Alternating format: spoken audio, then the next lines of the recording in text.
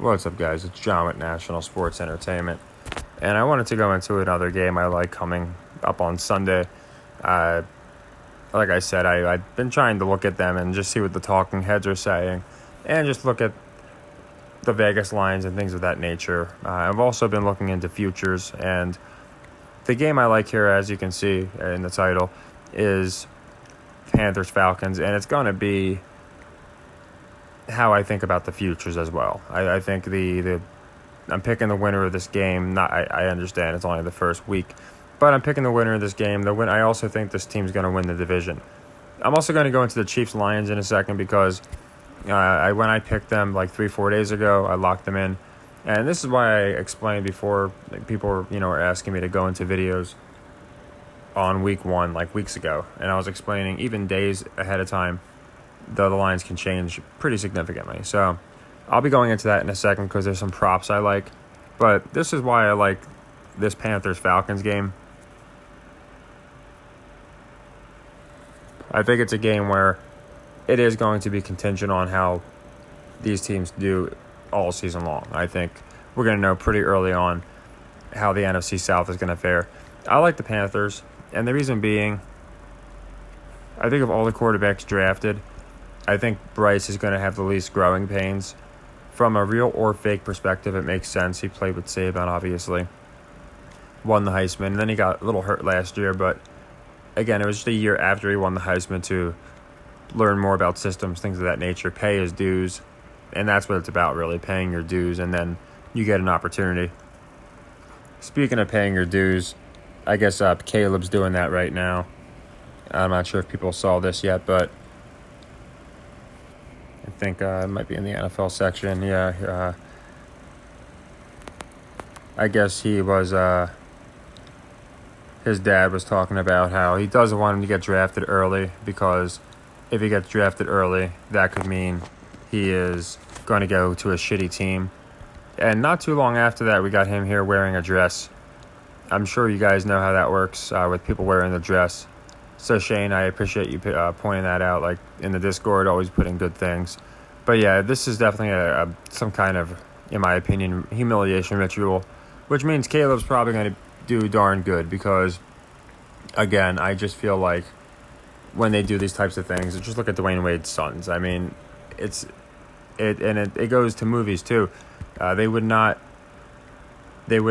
push Cat Williams. He was getting so hot, and he refused to wear a dress, and that's why he fell off. He talked about it. They love putting black men in dresses. This is coming from Bernie Mac. This is coming from Cat Williams, and it's just, in my opinion, a humiliation ritual that some of these sickos like to do. So I just saw that. I think Caleb Williams is definitely going to do good now because of that. Makes me even more convinced that USC's probably going to win the whole thing. Now, going into this game, Bryce Young, again, he paid his dues. He's done everything he's needed to do. I don't see why they would have him do worse than Richardson or CJ. So I think Bryce is going to do well. And I also think most people are going to be on the Saints to win this division. And the ones that aren't are going to be on the Falcons. In Vegas order, it's Saints, Falcons, Panthers, Bucks, I believe. So I like the Panthers for a few reasons, one being Bryce. Now, in this game, with 3.5, I'm playing the spread just because these two teams and Falcons, Bucks, Falcons, Saints, Panthers, Saints, very often will have 3-point games, very close games. So the money line, while it's a little appealing, I'm just going to take the spread here with the 3.5, but I do think the Panthers will win. Also, the reason I think the Falcons aren't going to have a great year, and this isn't concrete, but in a lot of cases when you have teams doing pretty good for a specific city, you got the Hawks doing all right, they made the play-in. I mean, it's nothing crazy, but, they're not terrible. You have the Braves doing excellent. Georgia just won the state championship, or not state championship, the national championship. A lot of times you're not going to have every single team do well. There's usually a team that, since they're marketing to college and the NBA, etc., the baseball, they might not market as hard for the NFL. I don't see the Falcons with many draws. They got Patterson, of course, but I just don't think they're going to do too hot this year. I like the Panthers to win the division. It's a good plus odds one if you want to get in on it, and I think they'll win this game. So nothing crazy. but my official play is going to be Carolina plus 3.5. Now, I wanted to get into this because I put out a video, like I said, and it was Kansas City giving 6.5, and even with 6.5, at the time, of course, Kelce was healthy. Again, I think all the injuries are bullshit, but at least most of them. Most people, I believe, would have been on the Chiefs. Most people have the Chiefs winning. ESPN poll just came out. I was surprised to see even 30% were on the Lions, but that's what I expect. 80-20 is kind of what I expected, but 70-30 is still pretty majority on the Chiefs. And with the line being 4.5 and people having them winning, a lot of people will probably opt for the spread. So, Kelce's not in. Jones is probably not playing. I think he's probably not playing. They're saying he might, but I don't think he will. Now, I had already put out my video, and I do my system very methodically. But just for the sake of practicality, for anybody tailing me, what I'm going to do is this is for anybody that has not picked it yet. As you can see, I personally have Lions cover Chiefs as a leg 3 because I just think it's the best play. I already have it locked in. I can't do anything about it. So I think they're going to win anyway. So this is my play for anybody that hasn't picked it yet. It's going to be them to beat the Chiefs, okay? Now, sure, they could not cover the 4.5 and lose. It could be a 4-point game that the Chiefs win, and the 4.5 would have been better. But even with the 6.5 in that video, I went on to say why I thought the Lions would win that game. So it's a little riskier because, again, it's a leg 3 here, and it's going to be an underdog. But I still like the Lions to win this game.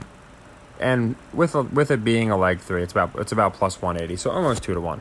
With it being a leg 3, I also think that it's good value because with my system, it's 1 unit, 2 units, 4 units. So if you hit a plus 180 on leg 1, it's actually going to pay more if you hit it on leg 3. The whole point of the system is to net 1 unit for every single sequence. But in this case, it happens to be a plus odds on a leg 3 for 4 units. So it would pay way more than a net of plus 1.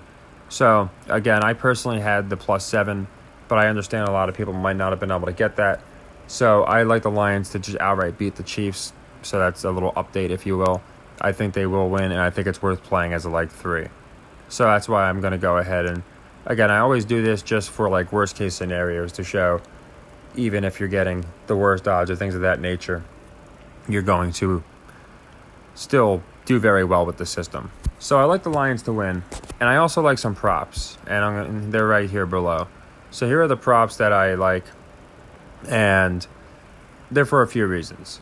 I love Jahmyr Gibbs to get a touchdown in this game. It's plus 150 for him to score one, and I think he's going to because, again, I think they need to push some of these younger guys, and they're going to use the Chris Jones injury to explain why the Lions are doing well.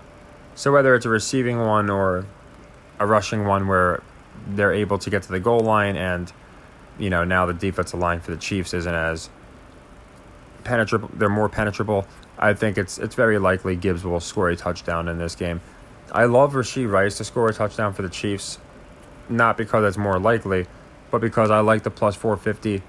He was a top receiver for SMU, and towards the end of the year, he just kind of fell off, but he still got drafted, I think, at a decent level, and I think he's with Mahomes, so like it really doesn't matter who the guy is, but the fact that he's a rookie and he's probably the most exciting guy that's in their receiving core, I think they might start him off. It's Thursday Night Football, start him off with a touchdown, so I like that as well. I really like Rice to score a touchdown, and then I like these two props from Mahomes. I like the under on the touchdowns. That one's a little juicier, minus 150, paying a little bit of juice. But I don't think he'll throw 3 touchdowns. I don't know why. I just don't think it's going to be that high scoring of a game. And I think the Lions' defense is going to do better than people think, which is why I have him throwing an interception. I think I'll throw over a half. You know, again, without Kelce, I think they're going to make up a lot of reasons as to why this team is just not the same without Kelce. You know, they're making this argument that without him, without Jones, they're still the best team. I think that narrative's going to change, but we'll have to see. So, yeah, like I said, I like Mahomes because of how they're pushing the Kelce injury and things of that nature and how important Kelce is. I think he'll throw under the 3 touchdowns, and a good chance he throws a pick. And of all the guys on the Chiefs, I like Rice to score a touchdown the most, to be honest. I looked at Panchero, a few other guys, but I just think Rice offers the best odds. And Gibbs in general, I think, is going to have a great year. So I think all year long we can do really well with playing Gibbs. So as I always do, again, I always do this in live time for the skeptics or for people that might be new to the channel. This is going to be the Panthers to cover the Falcons, of course, and it's going to be a leg 1. So just 3.5, leg 1, and it's going to be for 1 unit. And should they not cover, then we're going to do a leg 2, and then if that doesn't happen, we move to leg 3. And again, I've gone into the system a lot of times before.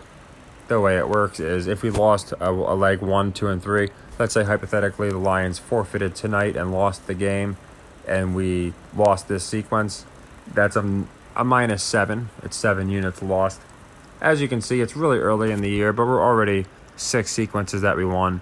There's a few more. I didn't put them all. There's the Utah State Iowa under was on my membership site, and there was a few other on my membership site. So I'm only including ones that I specifically put in the videos in the playlist in order, so every single pick I've ever made can be tracked here and people can see in live time. Say you're tuning in week 4, you can go back and see how we did, and it's the receipts are right here.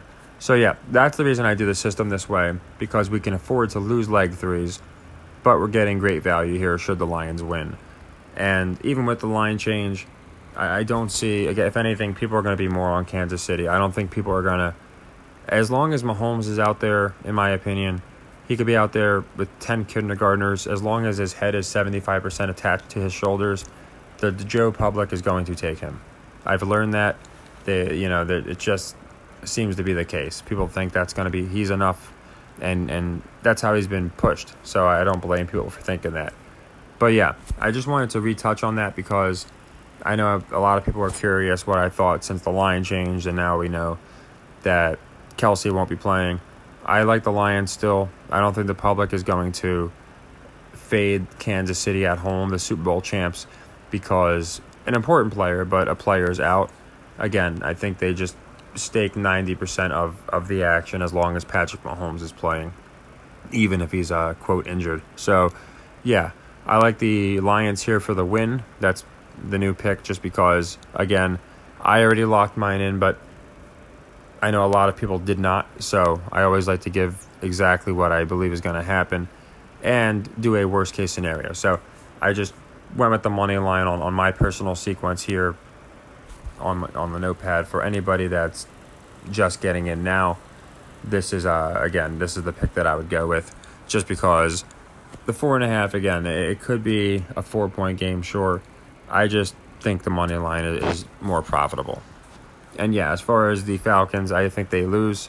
I think the Panthers win. But here, since, again, nothing has changed, and it is a game where it could definitely be a clip or definitely be a win, no cover, where people just, again, if they're going to take Atlanta, there's a very good chance they'll take the money line or buy it down to 3, and maybe it'll be like a 2-point game, something like that.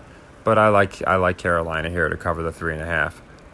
So nothing more, that I really noticed. There's a couple other games. The reason I haven't covered Bengals-Browns is because I don't know if Burrow's playing. I'm probably going to fade him if he plays, and if he doesn't play, I'm gonna pick the Bengals, just because that logic worked really well for me. It seems like often whenever a good player is out, they win, and then they'll play and they'll lose. It worked really good with LeBron James, Chris Paul, and Luka. So we'll see how it works with football. There wasn't that many injuries of quarterbacks and stuff. We had a ton of quarterback injuries last year, but of top quarterbacks. So I do think that it's going to be the contingent on if Burrow plays or not. And yeah, outside of that, there's not much else. I did one FIBA video. I know people are asking me to, but I did the video and said pick USA to win the whole thing. I know it wasn't too elaborate, but that's just what I thought was going to happen. I liked them to play when I did the video. I liked Australia at the time. I thought they might be the team to get there. Obviously, it's going to be US-Canada. And they were my second team to get there behind Australia. I thought they made sense even without Embiid. But yeah, I still think USA wins it all.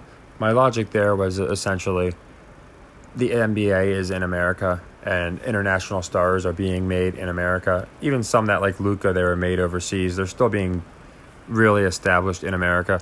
I don't see why they would have the United States lose. It just weakens these guys coming over to the NBA and doing well, in my opinion.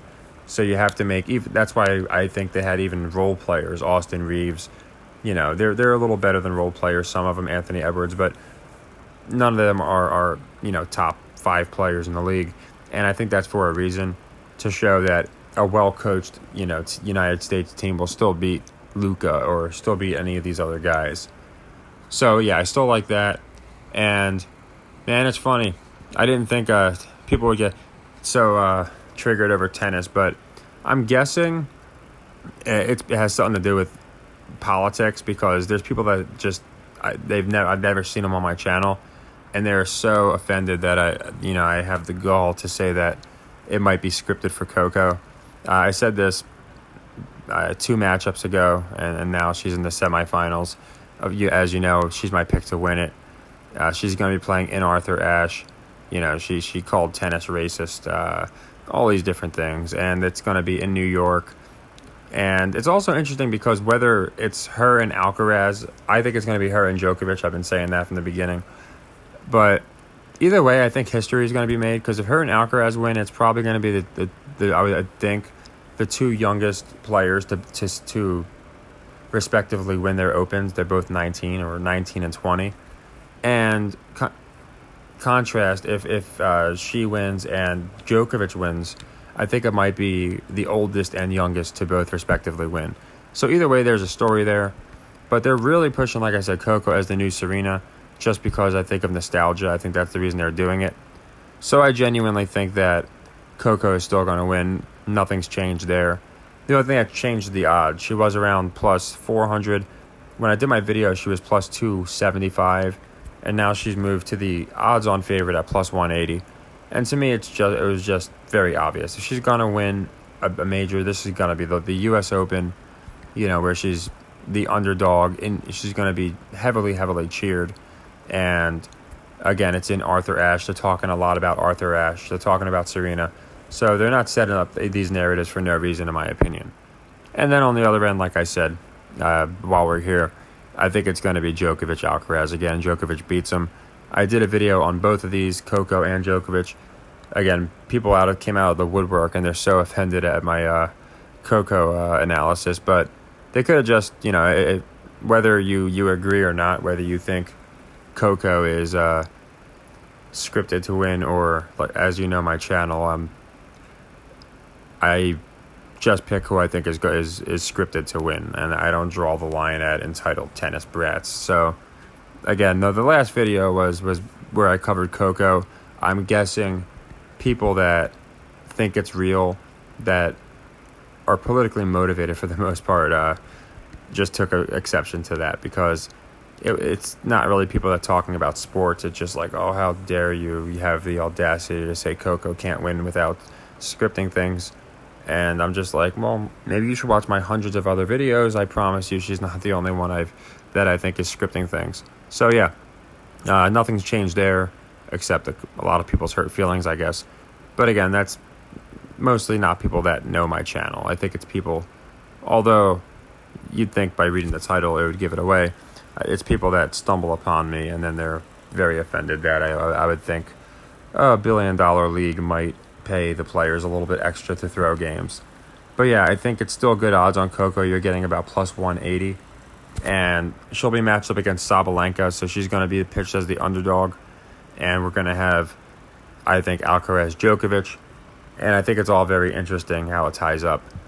Jimmy was cheering on Alcaraz when he beat the Serbian, after Jimmy lost to a Serbian. And now we're in the U.S. where Alcaraz won an Open. I think he won the last Open, I'm pretty sure. Djokovic wasn't able to play in it. So I think it kind of writes itself. And I went in my last video into how a good guy wins and a bad guy wins. You can have Djokovic win and Coco win. That's just my opinion. And then you appease both sides. I could be wrong, but that's just what I think happens. So I'll be going into more picks. I'll probably cover some college ones, and then I'll get on to Bengals, Browns. I've been eyeing other ones, obviously. Dolphins, Chargers. The night games, I covered the Bills. And Jaguars, Colts is interesting, what they're going to do with Trevor Lawrence, what they're going to do with Richardson. So I'm just curious to see exactly what the talking heads are saying about these games. But yeah, the one that I thought kind of jumped out, and more for narrative purposes here, is the Panthers. I think they will cover this game. And like I said, for those Chiefs props, I think this is going to, these four, I think at least two of them hit. And again, if we get the right ones to hit, like if Rice hits, then it doesn't matter. It's a profit. If Gibbs and Mahomes hits, that's a nice little profit. So even if any of the two hit, we're going to break even at worst. So I think it's a nice one to play. You can mess around and do a parlay, but I do them separately because there's times I'll do a parlay and then the most obvious one will miss, which sucks. So like you'll get the Rice and Gibbs touchdown, but then miss one of the minus odds. Happens all the time. So I did it with baseball. I had two guys hitting a home run, and just to prop the odds, I had one guy getting a hit, and of course the two home runs came through, but the hit didn't. So I rarely ever do parlays for that reason. But yeah, nothing crazy, just another sequence.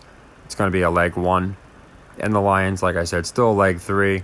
I just changed it to the money line because I imagine most people might not have locked them in when it was at 6.5, or bought it up to 7 when it was at 6.5, like I did.